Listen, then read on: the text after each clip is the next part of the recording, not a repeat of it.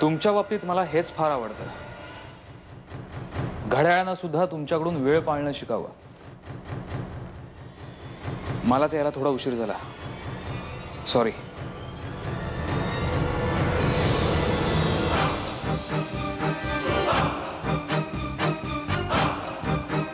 मी एक शिपी आहे, शिपवर काम करतो. मी, माझे वडील कॅप्टन महेंद्र सामंत आणि माझी बायको अनन्या सामंत असा आमचा संसार आहे. रादर होता, कारण तुमच्या नवऱ्यानं माझ्या संसाराला आग लावली आहे.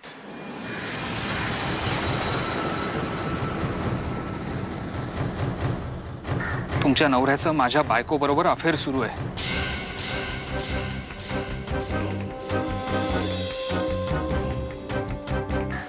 तुम्ही विचारा मला हे सगळं कसं कळलं.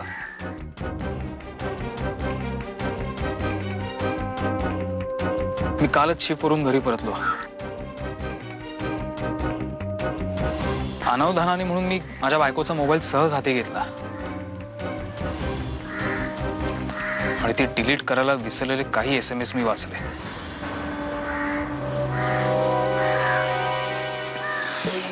त्या मेसेजेसचा दुसरा काहीच अर्थ असू शकत नाही. कालपासून मी तुमच्या नवऱ्याबद्दल बरीच माहिती गोळा केली. त्यातून मला कळलं की त्याला बायको आहे आणि एक छोटी मुलगी सुद्धा. तरीही त्याचा जीव तर मी घेणारच आहे, पण तुमचे आणि तुमच्या मुलीचे तळतळाट तेवढे मला नको आहेत. उद्या तुम्हाला असा प्रश्न पडेल की तुमचा नवरा तर एवढा इनोसंट होता, मग तरीही त्याला कोणी का मारलं. तुमचा हाच गैरसमज दूर करण्यासाठी मी तुम्हाला आता इथे बोलवलंय. कधी मारताय विक्रमला?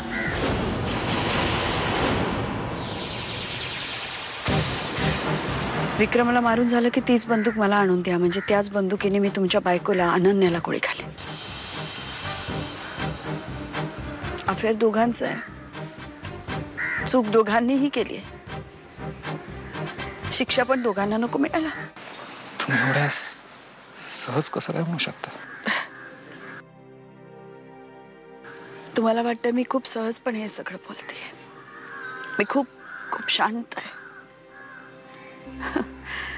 माझ्या आतमध्ये काय चाललंय हे फक्त मला माहिती आहे.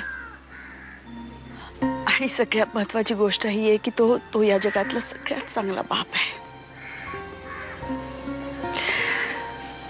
मला माझा संसार सावरायचा आहे बाय, तो मोडायचा नाहीये. पण विक्रमने ही चिठ्ठी, याचा अर्थ काय? अर्थ सरळ आहे, खेळ अजून संपलेला नाही. पण विक्रम गेले 3 दिवस घरातनं गायब आहे. मला वाटलं तुम्हीच त्याला. माझा काय संबंध? माझ्यासाठी हा विषय कधीच संपलाय. पण मग विक्रम आहे कुठे? इथे आहे विक्रम.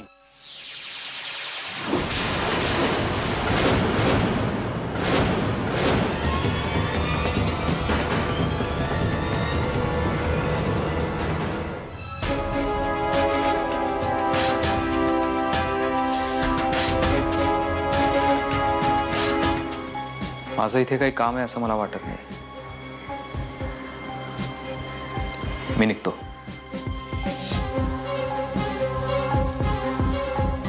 तू हे सगळं का केलंस हे विचारण्याचा मूर्खपणा मी करणार नाही कधी. मला माहिती तू का केलंस. धडा शिकवण्यासाठी, अद्दल घडवण्यासाठी, शिक्षा करण्यासाठी, एक चुकार नवऱ्याचं माकड करण्यासाठी.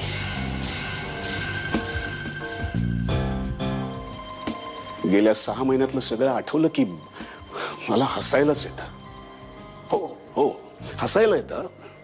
चिडचिड अजिबात होत नाही. या सगळ्याच्या पलीकडे गेलोय मी आता.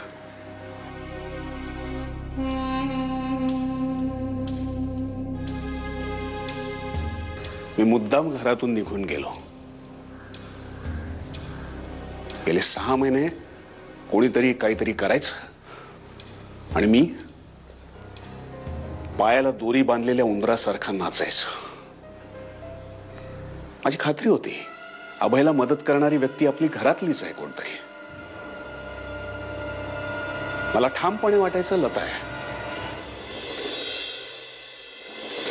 हॅलो. हां, नाही नाही, तुम्ही त्याची काय पण काळजी करू नका. आज रातच्याला फक्त डिपार्टमेंटची व्यवस्था बघा. तुमचं सामान नक्की पोहोचेल. ठेवते मी.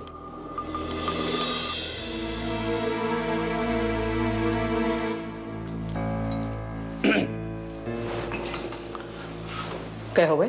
काय? चहा, पाणी, कॉफी काय? नाही नाही नाही, माझं झालंय सगळं. नैना बोलवत होती तुला. मला? कशाला? माहित नाही, मी विचार ना तिला जाऊ.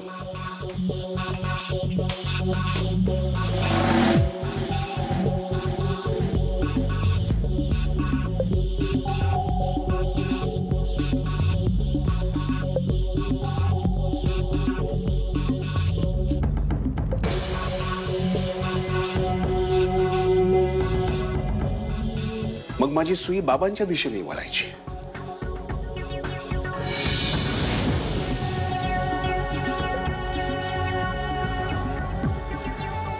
पण ती व्यक्ती तू असशील हे कधी माझ्या स्वप्नात सुद्धा ध्यानी आलं नाही.